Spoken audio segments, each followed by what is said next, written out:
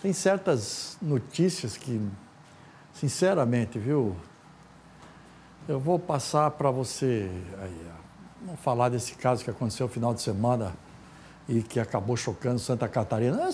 Chocou o mundo, qualquer um que tomou conhecimento ficou chocado. Quando um pai chega ao cúmulo de matar uma filha de 5 anos por estrangulamento, o que é que a gente tem para falar? Veja lá. Evelyn Vitória Modrock tinha apenas 5 anos. Segundo amigos da família, uma menina alegre, que gostava de brincar. Era comum ver a criança com outras meninas da mesma idade correndo pelo condomínio onde morava. Os pais da Evelyn estavam separados há cerca de 4 meses. Ela passava o fim de semana com o pai. Havia guarda compartilhada e a mãe já estava morando em outra casa. Pedro Henrique é vizinho e se emociona ao lembrar da menina. Ontem à tarde foi a última vez que a gente viu ela, né? Quando passou um balão aqui em cima. E aí eu mostrei o balão pra ela, né? E aí foi a última vez, cara. Ela até tava meio tristinha, mas ela ainda sorriu. E depois disso eu fui trabalhar e voltei hoje de manhã do trabalho. Quando eu perguntei pro vizinho da frente ali o que tinha acontecido. E ele tinha falado que o pai dela tinha matado ela. A criança foi encontrada morta com sinais de estrangulamento na manhã de sábado. O crime aconteceu neste condomínio fechado em Guaramirim. Segundo a Polícia Civil, o Biratã Luiz Modrock, pai da menina, confessou o crime durante o depoimento à polícia. Depois de muito ser confrontado com as evidências do caso, com os vestígios que a gente encontrou na residência, ele acabou por confirmar que ele mesmo tirou a vida da filha, né?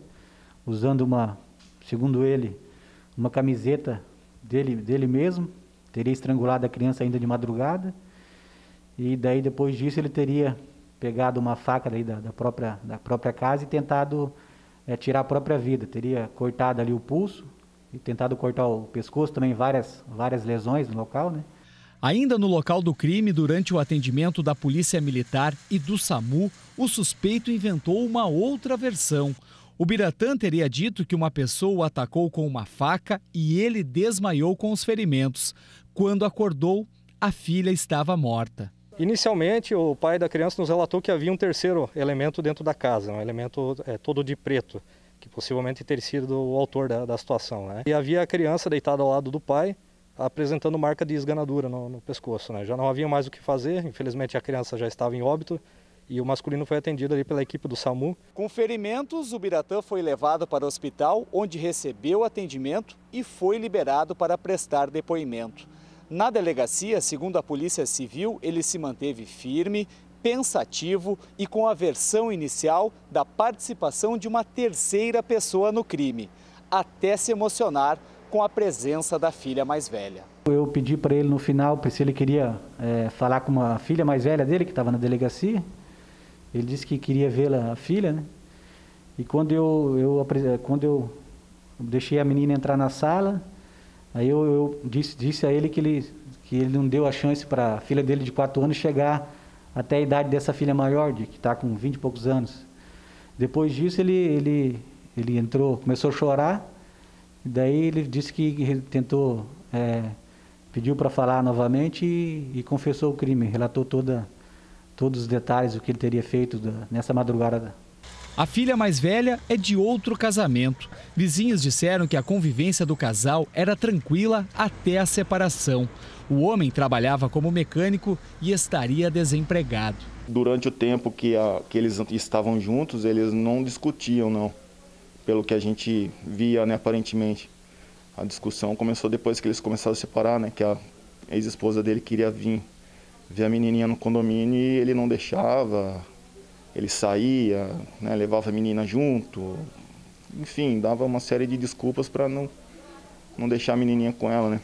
O Biratã ficará detido na Delegacia de Polícia de Jaraguá do Sul, à disposição da Justiça. Segundo a Polícia Civil, o crime será considerado como homicídio triplamente qualificado por motivo torpe, emprego de asfixia por não ter dado chance de defesa à vítima. O delegado explicou que será avaliado a possibilidade de ser enquadrado em feminicídio. Ele disse que após a separação do casal, a criança estava sofrendo muito, que queria que a mãe voltasse para casa, começou a ir mal na escola. Ele relatou que a criança e ele teriam visto a mãe na companhia de outra pessoa na cidade, segundo relatos dele, não precisa ser confirmada, né? E com isso a criança estava sofrendo, estava com febre, tinha passado mal já há alguns dias. Ele levou ela inclusive no hospital, segundo informações dele, e isso tudo foi acrescentando no desespero dele. E ele, nessa madrugada, ele falou que chegou no estopim dessa crise e praticou esse fato abominável, né?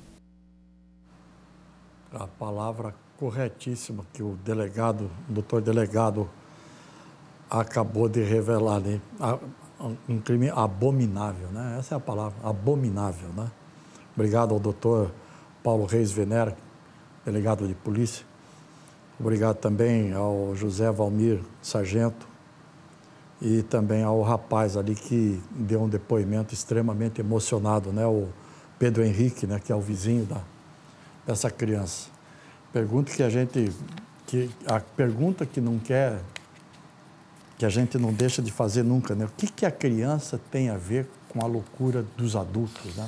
O que uma criança tem a ver com as loucuras de um adulto? Principalmente com a loucura de um pai, porque você foi premeditado, ele fez, depois simulou que foi, tentaram matar ele, papapá e tal, quer dizer, foi frio até, levou isso tudo certinho para acertar com a polícia, né? E depois não aguentou a barra, não é? É pagar. A vida dessa criatura inocente não volta mais, né? Não volta mais. E ele? A Evelyn foi sepultada ontem no cemitério municipal de Guaramirim sob uma enorme emoção de pessoas conhecidas, de moradores da cidade. Já esse indivíduo aí, pai da criança, teve a prisão convertida em preventiva, está preso no presídio regional de Jaraguá do Sul. E com certeza não deve sair de lá até o julgamento, e depois do julgamento deve ficar por lá também.